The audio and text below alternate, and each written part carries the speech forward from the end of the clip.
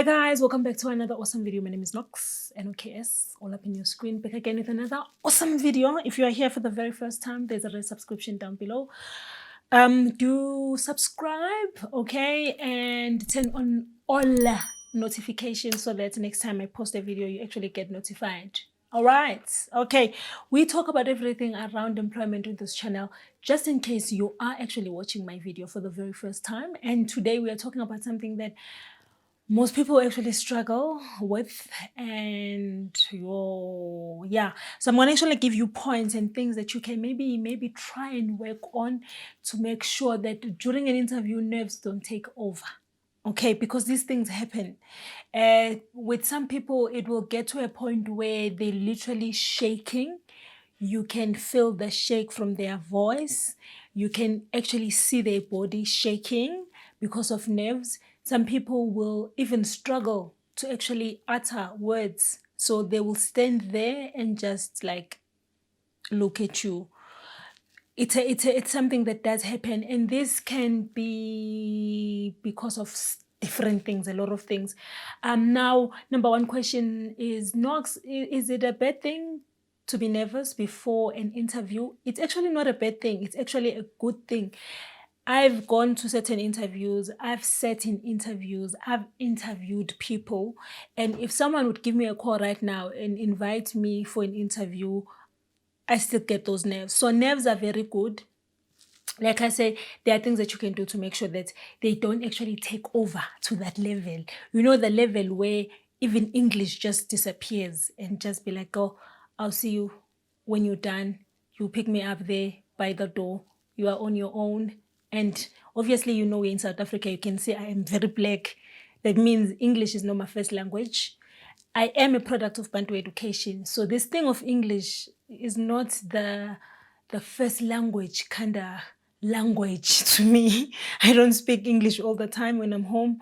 I speak my own language, right? So it will happen, and it's normal that when you get to interviews and you must keep it strictly with English, it becomes a problem because you know what you want to say, but because of the nerves and everything, and maybe you are panicking, then maybe English just doesn't come to the party, and obviously you get disturbed and you might end up not getting the job. So I've done a list of things that you can actually work on to actually help you calm down your nerves. One thing that I've noticed that does work is knowing the panel. Once you get interviewed, please find out who's going to be sitting on the interview. What this does in your mind is that it sort of prepares you, number one, how many people are there, because sometimes you think I'm going to this interview and only one person is going to interview me. When three people come and sit and you realize, okay, now I am being interviewed by three people, they can throw you off. That can just change everything for you. So knowing who's going to be sitting in the interview, also knowing their position would work best for you. I've done a video on this when it comes to preparing for an interview.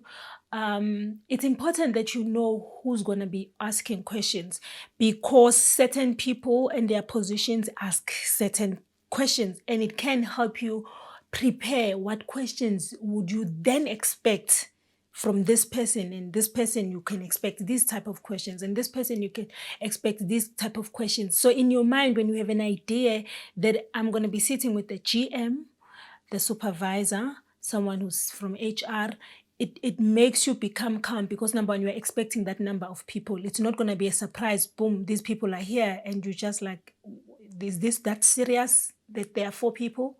Okay, so understanding the panel. Number two, I would say prepare. I cannot stress enough what preparation does to your nerves when going to an interview. Guys, number one, when I talk about prepare as in do research about the company. That's part of preparation. Once you've done an interview about the company, it will get you to a point where you are comfortable. Why are you comfortable? Because you've done your research. You know what this company is about. You know what they're about, what they do, you know, you've studied that job position, and you know what is expected, what type of a candidate are they looking for. Part of preparation as well is playing around with interview questions, especially your behavioral questions. Those ones shouldn't you must just forever. I've done interview questions and I've done how you should answer them. One tricky thing when it comes to interview questions, a lot of us don't understand why those questions are being asked. If they say, tell us about yourself, you need to know why are they asking that question? What do they want out of that question? Once you get that, it's easy for you to know how to answer because you already understand that this is what they actually want out of this question. And just play around, stand in the mirror, get very comfortable answering those questions. If you stay with someone or you can have access to a friend or whoever, maybe play around. You ask me the question and I answer, and they can rate you honestly to a point where they say, I can see that you've got nerves, but you are prepared and the confidence can be seen, because that's one very important thing. Is we all know when we interview candidates that they're nervous. It's like I say, it's common, it's normal, it's okay to have the nerves when you go to an interview, but the confidence needs to be seen as well. So preparation is very, very important. Another last thing that I would like to maybe just stick on a lot, sometimes it has anything to do with the personality. We know that there are people that are very like down to earth, very observant. They don't get comfortable from the word go, right? And that's normal. But it also helps that you also have a positive self-talk, right?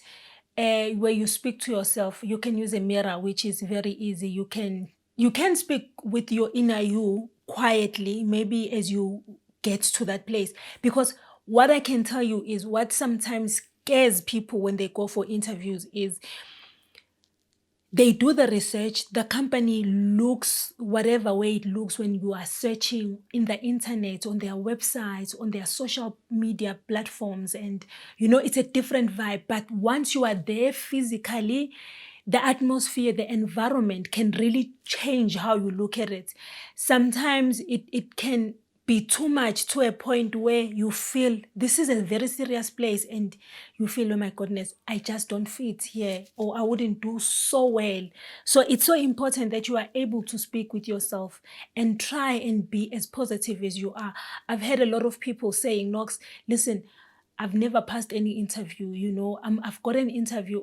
I already know that you're not going to do so well because you've gotten so used to not passing interviews or not getting jobs that you are not able to sit down with yourself and say, child, listen, you've done so bad previously. This time around, girl, we're going to change things around because we're now prepared, we know what we want. We've studied the job spec up and down, from top to bottom. We know the questions. We can play around with scenarios. We know how to sell ourselves. We know how to fit our skills to what the company is looking at. And this time we're going to do it right. You can't go to interviews at the back of your mind, you're thinking, Vele, I'm not going to do it because I never really do so well. And that's one thing that most people struggle with. Sometimes people are not going to be available to speak to you or motivate you or start believing that you deserve good things. You also deserve to get a job. So it's important that you are able to have that self talk, which is very positive.